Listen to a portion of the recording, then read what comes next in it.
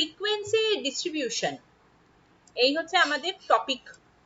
Frequency distribution বলতে অনেকে অনেক রকম মতামত দিয়েছেন। তার মধ্যে ট্রাভিস জোন্স তিনি বলেছেন যে প্রতিটি চলকের, চলক মানে হচ্ছে এক একটা ডেটাকে বলা হচ্ছে, ডেটার বাংলাটাই হচ্ছে চলক, মানে যার একটা গতি আছে আর কি, মানে ডেটা নানা রকমের ভাবেই সেটা ভ্যারি করতে পারে। তো প্রতিটি চলকের অন্তর্ভুক্ত রাশি তথ্যের সরল তালিকাকেই আমাদের পরিসংখ্যা বিভাজন বলা হয়, অর্থাৎ ফ্রিকোয়েন্সি ডিস্ট্রিবিউশন বলা হয়। এখানে রিচার্ড জনসন তিনি বলেছেন যে পরিসংখ্যা বিভাজন বলতে অর্থাৎ এই ফ্রিকোয়েন্সি ডিস্ট্রিবিউশন এমন একটি তালিকাকে বোঝায় যেখানে সমস্ত রাশি তথ্যকে কতগুলো শ্রেণীতে বিভক্ত করে প্রতিটি শ্রেণীতে আসা তথ্যের পরিসংখ্যাগুলি সারণীর মাধ্যমে উপস্থাপন করা হয়। অর্থাৎ আমরা এই পরিসংখ্যার যখন আমরা প্রয়োজনীয়তা দেখব তখনও আমরা দেখতে পাবো যে এটা রাশি তথ্যকে সংগঠিত একটা করে, অর্থাৎ একটা স্ট্রাকচার দেয়। এটাকে আমরা যে অ্যানালিসিস করব সেই অ্যানালিসিসে এটা সাহায্য করে। রাশি তথ্যের যত ভ্যালু আছে বা ডেটা আছে, এই রাশি তথ্যগুলো যখনই আমরা এই ফ্রিকোয়েন্সি ডিস্ট্রিবিউশনের মাধ্যমে আমরা সেটাকে বিভিন্ন রকমের লেখচিত্রের মাধ্যমে প্রকাশ করতে পারি। সেটা হিস্টোগ্রাম হতে পারে, ফ্রিকোয়েন্সি ডিস্ট্রিবিউশন আমরা ফ্রিকোয়েন্সি পলিগনের মাধ্যমে, কার্ভের মাধ্যমে, ফ্রিকোয়েন্সি কিউমুলেটিভ ফ্রিকোয়েন্সি কার্ভের মাধ্যমে প্রকাশ করতে পারি। এবং এর সাহায্যে বিভিন্ন ধরনের যে এরর থাকে বা ভুল থাকে সেগুলোকেও আমরা ধীরে ধীরে সেটাকে সরিয়ে দিতে পারি, হ্যাঁ, সেটাকে ডিলিট করে দিতে পারি। তো এই ফ্রিকোয়েন্সি ডিস্ট্রিবিউশনের অ্যাট্রিবিউট অর্থাৎ গুণের উপর ভিত্তি করে এটাকে দুটো ভাগে ভাগ করা যায়। একটা হচ্ছে কি গুণগত, মানে ধরো আমি যদি বলি আমার কলেজে ছেলের সংখ্যা হচ্ছে 10টি আর মেয়ের সংখ্যা হচ্ছে 15টি, তাহলে এই যে আমি সেক্সের উপর ভিত্তি করে আমি যে দুটো ক্লাস করলাম, একটা হচ্ছে গার্ল চাইল্ড আর একটা হচ্ছে মেল চাইল্ড, এই যে ফিমেল আর মেল এই যে দুটো ভাগ করলাম এটাকে হচ্ছে আমার গুণগত ভাগ। আর আমি যদি তাদের বয়সের উপর ভিত্তি করে ভাগ করি তাহলে একটা পুরো কলেজের ধরো 18 থেকে 21 বা 22 বা 17 থেকে 22 অব্দি আছে, তাহলে 17 থেকে 18তে কতজন আছে, 18 থেকে 19-এ কতজন আছে, এইভাবে যদি আমি ভাগটা করি তাহলে সেটা হচ্ছে আমার কোয়ান্টিটেটিভ একটা ডিস্ট্রিবিউশন। তো এই দুটো বিষয়ই হচ্ছে অত্যন্ত গুরুত্বপূর্ণ। এখন কিছু কিছু ক্ষেত্রে আবার আমরা এই যে ক্লাসটা করছি এটা বিচ্ছিন্ন চলক বা অশ্রেণীবদ্ধ রাশি তথ্যের উপর ভিত্তি করে করি, যেটাকে বলা হয় frequency distribution of discrete variables of ungroup data. যেমন এখানে আমি একটা উদাহরণ দিয়ে দেখিয়েছি যে এখানে কত পরিশ্রম মানে কত রোজগার করা হয় বা পারিশ্রমিক কত, সেটা প্রত্যেক মাসের কারুর 500 টাকা, কারুর 550 টাকা, কারুর 700 টাকা, কারুর 750 টাকা। এই চারটে ভ্যালুকে দিয়ে আমি দেখিয়েছি যে 21 জন 500 টাকা রোজগার করে, 25 জন 550 টাকা রোজগার করে, 18 জন 700 টাকা রোজগার করে এবং 20 জন 750 টাকা রোজগার করে। এই যে ভাগ, এটাকেই বলা হচ্ছে আমার আনগ্রুপড ডেটা, অর্থাৎ এখানে কিন্তু কোনো গ্রুপ নেই এবং এটা হচ্ছে আমার ডিসক্রিট ভ্যারিয়েবল অর্থাৎ বিচ্ছিন্ন চলক, অর্থাৎ 500, 550, 700, 750 এদের মধ্যেও কিন্তু কোনো রকম গ্রুপ নেই, অর্থাৎ এরা হচ্ছে এক একটা ভ্যালু মাত্র। তার উপর বেস করে আমার যে ডেটা সেট আছে সেখান থেকে আমি ট্যালি শিট তৈরি করতে পারি এবং ফ্রিকোয়েন্সি করতে পারি। ট্যালি গুলো আমরা সাধারণত এইভাবেও দিতে পারি, সেগুলো একটুখানি তোমরা সবসময় বলেছি একটা বই কনসাল্ট করে কিন্তু ট্যালি দেওয়ার পদ্ধতিটাকে প্র্যাকটিস করবে। উল্টো পাল্টো ভাবে এটা মাঝখান থেকে কেটে দিলাম এরকম বলে না করাই ভালো, যেটা যখন দেওয়া আছে একটা তার মাত্রা তখন আমরা সেটাকেই চেষ্টা করব। নেক্সট হচ্ছে group frequency distribution. Group frequency ডিস্ট্রিবিউশনের ক্ষেত্রে আমরা আগের দিনও লক্ষ্য করেছি যে আমরা কিভাবে নাম্বার অফ ক্লাসকে সিলেক্ট করব, তার ফর্মুলাটা হচ্ছে 1 + 3.322 into log 10 to the power n, log 10n। এইভাবে আমরা যখন নাম্বার অফ ক্লাসকে সিলেক্ট করে নিলাম তখন আমরা কি করব, সেই গ্রুপটাকে তৈরি করব। এই গ্রুপ ফ্রিকোয়েন্সি ডিস্ট্রিবিউশনের ক্ষেত্রে দুটো পদ্ধতি আসে, সেই দুটো পদ্ধতির মধ্যে একটা হচ্ছে এক্সক্লুসিভ পদ্ধতি আর একটা হচ্ছে ইনক্লুসিভ পদ্ধতি। এক্সক্লুসিভ পদ্ধতির বাংলাটা হচ্ছে বর্জন পদ্ধতি, অর্থাৎ এখানে আমার 30 জন স্টুডেন্টের স্কোর দেওয়া আছে। এই স্কোর থেকে আমি যখন একটা টেবিল তৈরি করছি, অর্থাৎ 0 থেকে 10, 10 থেকে 20, 20 থেকে 30, অর্থাৎ এটা কিন্তু হচ্ছে আমার কন্টিনিউয়াস, অর্থাৎ 0 থেকে 10, 10 থেকে 20, ঠিক আছে। তার মানে এটাও কিন্তু এক ধরনের ক্লাস ইন্টারভেল বা ক্লাস লিমিট আমরা বা ক্লাস বাউন্ডারি হিসেবেও আমরা এটাকে বলতে পারি, যেখানে কিন্তু এই ভাগটা থাকছে না। 40 এখানে শেষ হচ্ছে আপার ক্লাস বাউন্ডারি, আর পরের লোয়ার ক্লাস বাউন্ডারিও কিন্তু 40 থেকে শুরু হচ্ছে। কিন্তু যেখানে বলা হচ্ছে এক্সক্লুসিভ পদ্ধতি, সেখানে আমরা যেটা করছি, ধরো 40 সংখ্যাটাই এলো, সেক্ষেত্রে আমরা এই 30 থেকে 40-এ সেটা না নিয়ে সবসময় পরের ক্লাস, অর্থাৎ 40 থেকে 50-এর মধ্যে আমরা নেওয়ার চেষ্টা করি। এটাকেই বলা হচ্ছে এক্সক্লুসিভ মেথড, অর্থাৎ বর্জন পদ্ধতি। প্রথম ভাগে আমরা সেটাকে দিলাম না, বর্জন করলাম, পরের যে ক্লাস তার মধ্যে এটাকে নিলাম। এটাই কিন্তু স্ট্যান্ডার্ডাইজড একটা মেথড, অন্য কোনো ক্ষেত্রে কিন্তু হবে না। ইনক্লুসিভ পদ্ধতির ক্ষেত্রে আবার আমরা যেটা দেখি সেটা হচ্ছে তার মধ্যে আমি সেটাকে ঢুকিয়ে নিচ্ছি। এখানে দেখো একটু ভালো করে, এটা হচ্ছে 0 থেকে 9, পরেরটা শুরু হলো 10 থেকে 19, তারপরেরটা শুরু হলো 20 থেকে 29। কাজেই আমার যে ভ্যালুগুলো সবসময় যদি পূর্ণ সংখ্যায় থাকে, তাহলে 9, 1 থেকে 1, 5, 10, 12, 20 এর বাইরে হবে না। তাহলে আমার যখন আমি এখানে একটা গ্যাপ করে দিচ্ছি, অর্থাৎ 9 হলে আমি এই গ্রুপে নেব, আর যদি 10 হয় তো পরের গ্রুপে নেব। কাজে এটাকে বলা হচ্ছে ইনক্লুসিভ পদ্ধতি, বা এটাকে বলা হচ্ছে অন্তর্ভুক্তিকরণ পদ্ধতি। আর একটা হচ্ছে অ্যাকচুয়াল ক্লাস বা মেথড। এখানে একটা কম্পারেটিভ স্টাডি করে দেখানো হয়েছে, যদি এক্সক্লুসিভ মেথড হয় তাহলে 70 থেকে 80, 60 থেকে 70, নিচ থেকে যদি আমি দেখি 20 থেকে 30, 30 থেকে 40, ইনক্লুসিভে হচ্ছে 9 করে ভাগ হয়ে গেল, 20 থেকে 9, এটা থেকে এটা। এবার এই যে আমি আগের দিন বলেছিলাম যে এক্সাক্ট মেথডের ক্ষেত্রে আমরা যেখানে ভাগটাকেও রাখছি, কিন্তু যদি পূর্ণ সংখ্যায় থাকে তাহলে এটা হবে কিন্তু পয়েন্টের পর একটা ডেসিমালের পর একটা ফিগার। এক্ষেত্রেও কিন্তু দেখো 30 যদি হয়, খুব সহজেই আমি বলে দিতে পারছি যে এই গ্রুপে থাকবে। কাজে প্রত্যেকটাই কিন্তু ইকুয়ালি ইম্পর্টেন্ট।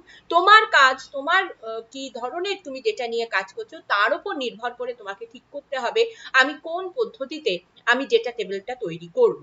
তবে আমাদের যখন একটা স্ট্যাটিস্টিক্সে আন্ডার গ্রাজুয়েট লেভেলে তোমাদের বলা হয় যে হ্যাঁ তোমরা ডেটা টেবিল তৈরি করো, তখন কিন্তু আমরা সেখানে ক্লাস লিমিট, ক্লাস বাউন্ডারি দিয়েই কিন্তু ডেটা টেবিলটা তৈরি করব।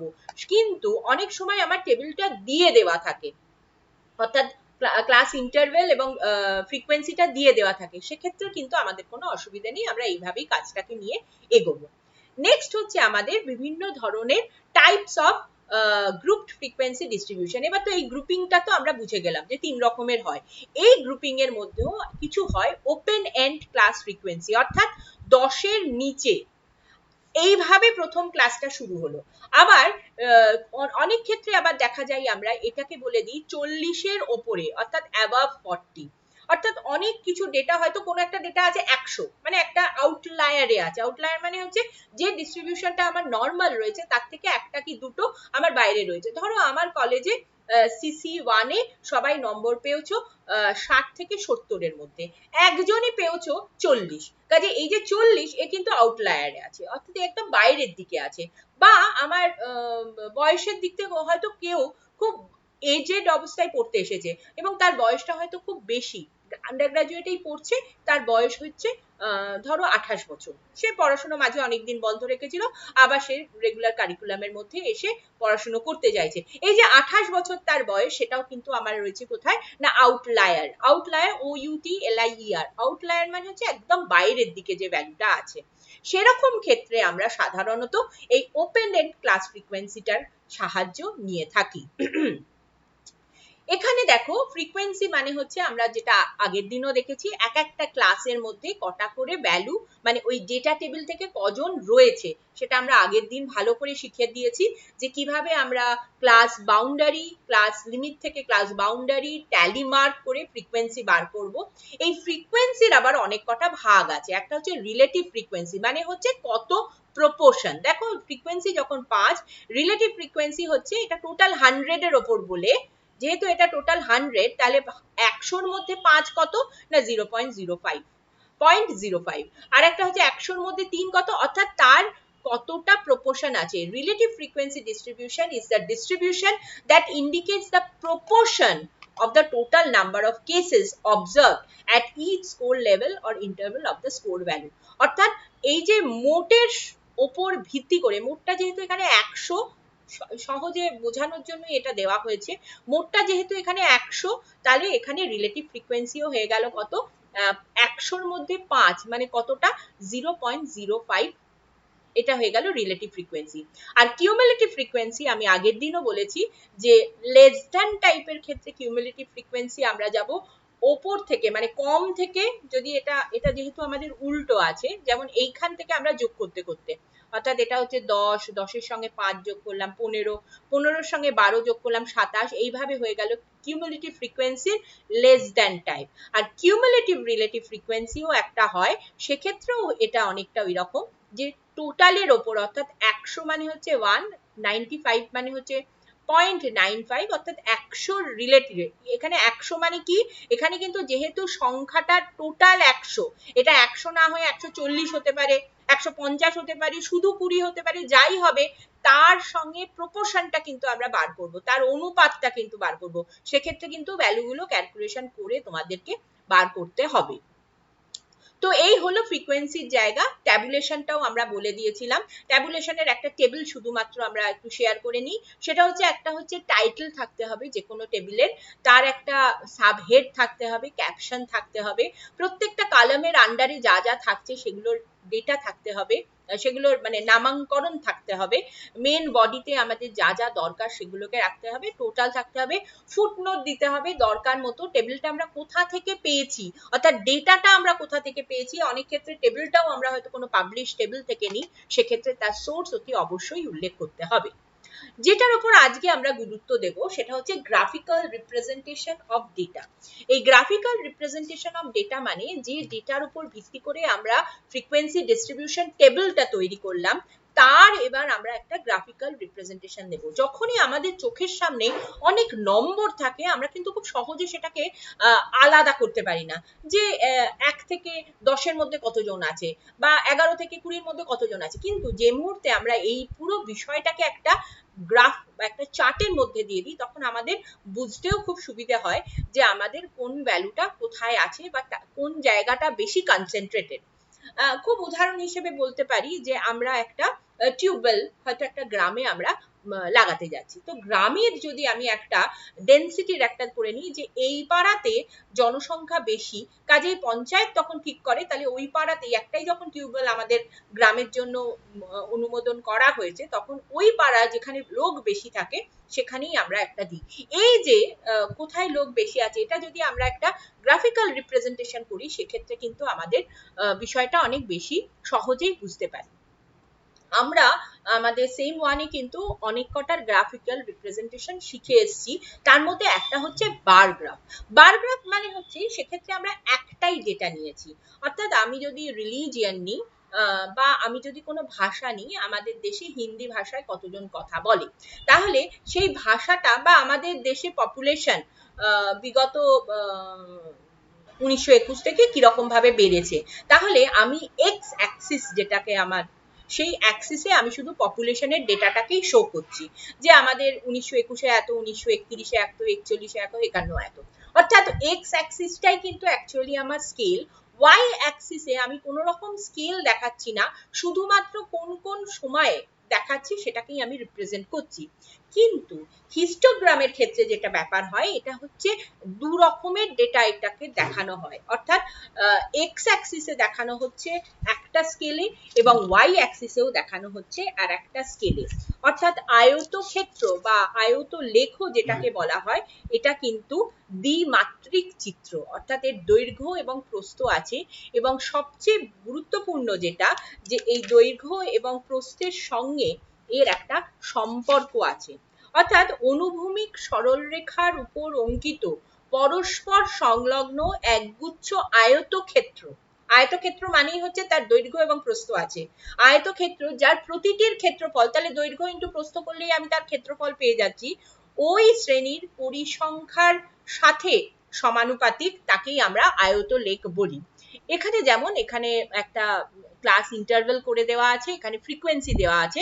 এবার আমি একটুখানি দেখাচ্ছি কিভাবে আমাদের ডায়াগ্রামটা হয়।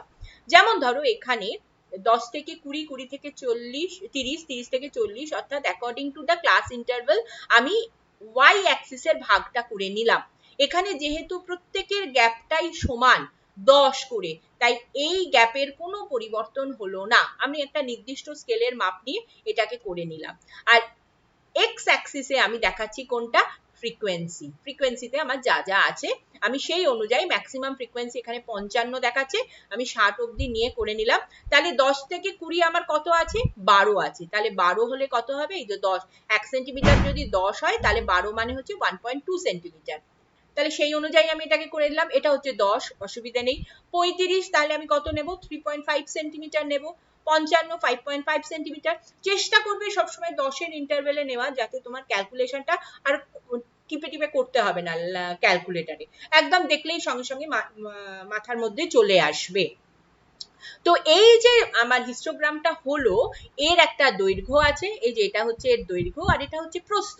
এই যে দৈর্ঘ্য গুণ প্রস্থ করে যে ক্ষেত্রফলটা পাবো সেটাই হচ্ছে এই আয়তলেখের সঙ্গে সমানুপাতিক। এই বিষয়টাকেই কিন্তু এখানে বলা হয়েছে। আমি আরেকবার বলছি, দেখো, যার প্রতিটি ক্ষেত্রফল ওই শ্রেণীর পরিসংখ্যার সাথে, ওই শ্রেণীর পরিসংখ্যা মানে কত, 12, তার সাথে সমানুপাতিক। অর্থাৎ পরিসংখ্যা বাড়লে ক্ষেত্রফল বাড়ছে, পরিসংখ্যা কমলে ক্ষেত্রফল কমছে। এটা কিন্তু ভেরি ভেরি ইম্পর্টেন্ট। কিন্তু আমরা যদি বার গ্রাফ করি, বার গ্রাফের ক্ষেত্রে যেটা হয়, প্রথমত এরকম কোনো স্কেল থাকে না, সেখানে এক একটা করে ডিসক্রিট ভ্যালু থাকে। ধরো 1921 সালের এত পপুলেশন, 1931 সালের এত পপুলেশন। এবং বার গ্রাফের বৈশিষ্ট্য যেটা, একটা বারের সাথে আরেকটা বার কখনো সংযুক্ত থাকে না, তারা আলাদা আলাদা, অর্থাৎ দুটো বারের মাঝে কিন্তু একটা গ্যাপ থাকতেই হবে। এটাই হচ্ছে বার গ্রাফ এবং হিস্টোগ্রামের মধ্যে পার্থক্য। হিস্টোগ্রামের ক্ষেত্রে পর যেটা আসছে সেটা হচ্ছে আমার ফ্রিকোয়েন্সি পলিগন বা ফ্রিকোয়েন্সি কার্ভ। আমরা দু রকম ভাবেই এটাকে বলে থাকি। হিস্টোগ্রামের সঙ্গে এটার পার্থক্য হচ্ছে, দেখো এখানেও হিস্টোগ্রামটা ড্র করেই দেওয়া আছে। পলিগন যখন আমরা ড্র করি তখন আমরা মিড ভ্যালু কে আমরা কনসিডার করি। তাহলে আমার যদি এই টেবিল হয় 10 থেকে 20, তার মিড ভ্যালু তাহলে কত হচ্ছে, 15। 20 থেকে 30, তার মিড ভ্যালু কত হচ্ছে, 25। তাহলে এই ইন্টারভেল যদি হয় আমার 10, তাহলে মিড ভ্যালুর মধ্যে ওপর লেভেলের মানে ফার্স্ট ক্লাসের মিড ভ্যালু থেকে পরের ক্লাসের মিড ভ্যালুর ব্যবধানও কিন্তু আমার যা ক্লাস ইন্টারভেল সেটাই হবে। মানে এটা যখন 15, এটা 25, 10 ইন্টারভেল হয়ে গেল। 25-এর পর আরো 10 যোগ করলে কত হবে, 35, আরো 10 যোগ করলে হবে কত, 45, and so on। Frequency polygon বলতে আমরা যেটা বুঝি সেটা হচ্ছে এই একই জিনিস নিচে লেখা থাকবে, অ্যাচিভমেন্ট স্কোর, ফ্রিকোয়েন্সি সবকিছুই লেখা হলো, শুধু প্লটিংটা আমরা কোথায় করব, মিড ভ্যালু। অর্থাৎ এই 10 থেকে 20 যদি আমি 1 সেন্টিমিটার নিই, তাহলে তার মাঝখানটা মানে কত, হাফ সেন্টিমিটার। তাহলে তার রেসপেক্টে আমি কত প্লট করলাম, প্রথমটা প্লট করলাম, তারপরেরটা দ্বিতীয়, এরকম করে পুরোটা প্লট করে আমার ডায়াগ্রামটাকে আমি কমপ্লিট করলাম।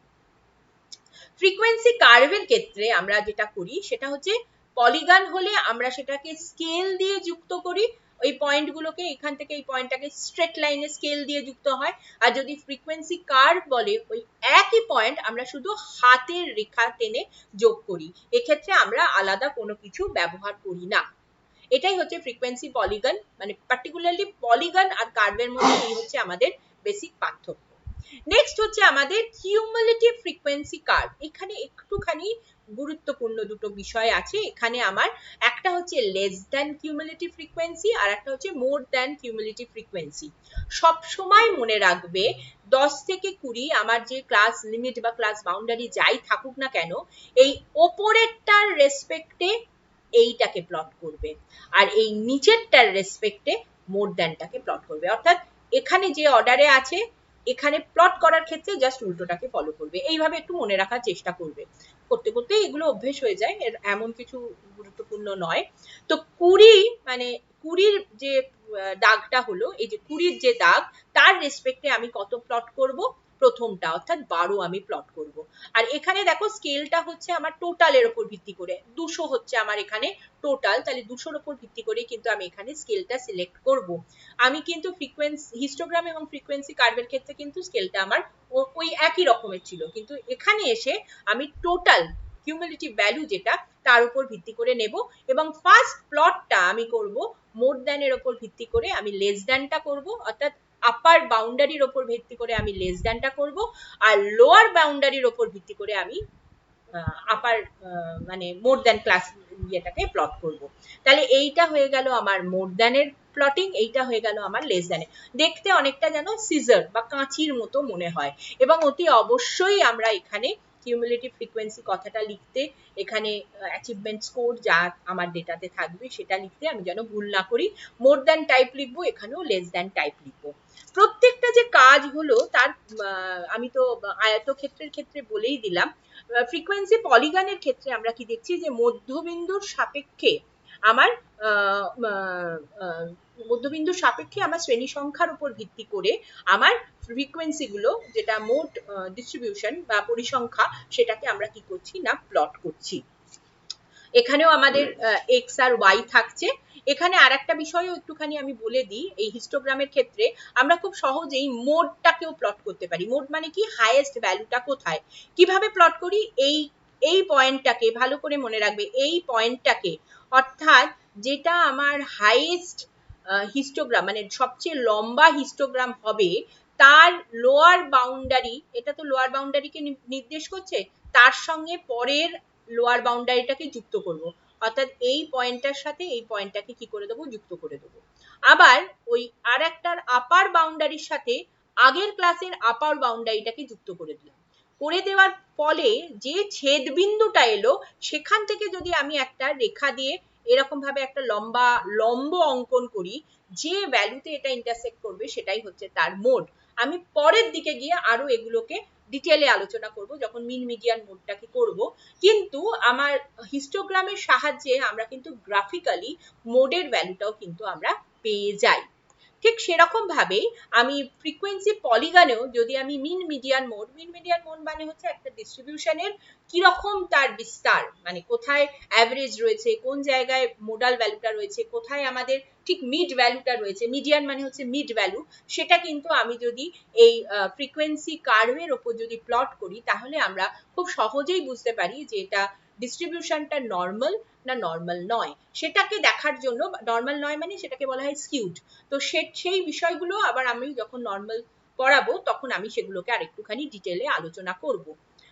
তো ফ্রিকোয়েন্সি ডিস্ট্রিবিউশন, ফ্রিকোয়েন্সি পলিগন, এগুলো প্রত্যেকটারই কিন্তু যথেষ্টই গুরুত্ব আছে। আর কিউমুলেটিভ ফ্রিকোয়েন্সির ক্ষেত্রে আমরা যেটা দেখতে পাই তার যদি সংজ্ঞাটা দেখি তাহলে হচ্ছে ঊর্ধ্বক্রমে বা অধক্রমে, এই যে ঊর্ধ্বক্রমে বা অধক্রমে সজ্জিত শ্রেণীবদ্ধ পরিসংখ্যার ক্রমিক যোগফলকে আমরা ক্রমযৌগিক পরিসংখ্যা বা কিউমুলেটিভ ফ্রিকোয়েন্সি বলে থাকি। এক্ষেত্রে একটা হচ্ছে লেস দ্যান আর একটা হচ্ছে মোর দ্যান, এবং দুটোর ক্ষেত্রেই যদি আমি গুরুত্ব দেখি তাহলে এক্ষেত্রেও কিন্তু এই যে যেখানে ইন্টারসেক্টটা করলো অর্থাৎ সেটার সাহায্যে আমরা মিডিয়ানটাকে, এইখান থেকে যদি আমি একটা রেখা টেনে দিই তাহলে কিন্তু মিডিয়ানটা আমার খুব সহজেই অর্থাৎ গ্রাফিক্যালি আমি বুঝে যেতে পারবো যে মিডিয়ান ভ্যালুটা আমার কোথায় আছে। কোয়ার্টাইল মানে আমাদের যে ডিস্ট্রিবিউশনটা সেটাও কিন্তু অর্থাৎ পুরো ফ্রিকোয়েন্সির এই লেস দ্যানের ওপর আমরা যে quartile distribution, percentile distribution, decile distribution, এই ভাগগুলো আমি বলবো। ডেসাইল মানে কি, এই যে লোয়ার বাউন্ডারি এই পুরো ডিস্ট্রিবিউশনটাকে আমি 10টা ভাগে যদি ভাগ করি সমান, তাহলে সেটাকে বলা হচ্ছে ডেসাইল। যদি আমি 4টে ভাগে ভাগ করি সেটাকে বলা হচ্ছে কোয়ার্টাইল। যদি আমি 100টা ভাগে ভাগ করি তাহলে সেটাকেই বলা হচ্ছে আমার পার্সেন্টাইল। তো এইভাবে আমরা সেই ভাগগুলোকে করতে পারবো। যদি এই ফ্রিকোয়েন্সি ডিস্ট্রিবিউশন কার্ভকেই আমি যদি আবার স্কেল দিয়ে টেনে দিই তাহলে সেটা হয়ে যাবে কিউমুলেটিভ ফ্রিকোয়েন্সি পলিগন। তাহলে পলিগন আর কার্ভের মধ্যে এটুকুনি শুধু তাদের পার্থক্য। তো এইটা হয়ে গেল। এবার আমি একটা বার গ্রাফের ছবি দেখাচ্ছি তোমাদের বোঝার সুবিধের জন্য যে হিস্টোগ্রাম আর বার গ্রাফের মধ্যে কি ডিফারেন্স। দেখো বার হচ্ছে শুধুমাত্র আমার এক্স অ্যাক্সিসটাই ইম্পর্টেন্ট, ওয়াই অ্যাক্সিসে কিন্তু আমার কোনো স্কেল দেখাচ্ছে না, এবং এক একটা বার পরের বারের মধ্যে তাদের কিন্তু যথেষ্ট গ্যাপ আছে। এটাই হচ্ছে হিস্টোগ্রাম আর বার গ্রাফের মধ্যে বেসিক পার্থক্য। তাহলে আমাদের ফ্রিকোয়েন্সি ডিস্ট্রিবিউশন কি কি রকম ক্লাস হতে পারে, ইনক্লুসিভ ক্লাস, এক্সক্লুসিভ মেথডে আমি ফ্রিকোয়েন্সি ডিস্ট্রিবিউশনে ক্লাসটা করতে পারি, লিমিট বাউন্ডারি সেগুলো তো আমি আগের দিনই ক্লাসে বুঝিয়ে দিয়েছি, ডিসক্রিট টেবিল হতে পারে, গ্রুপ ডেটা হতে পারে, আনগ্রুপ ডেটাও হতে পারে। আনগ্রুপ ডেটা যদি হয় তাহলে আমার কি হবে সেটা আমি তোমাদেরকে নেক্সট দিন আলোচনা করব।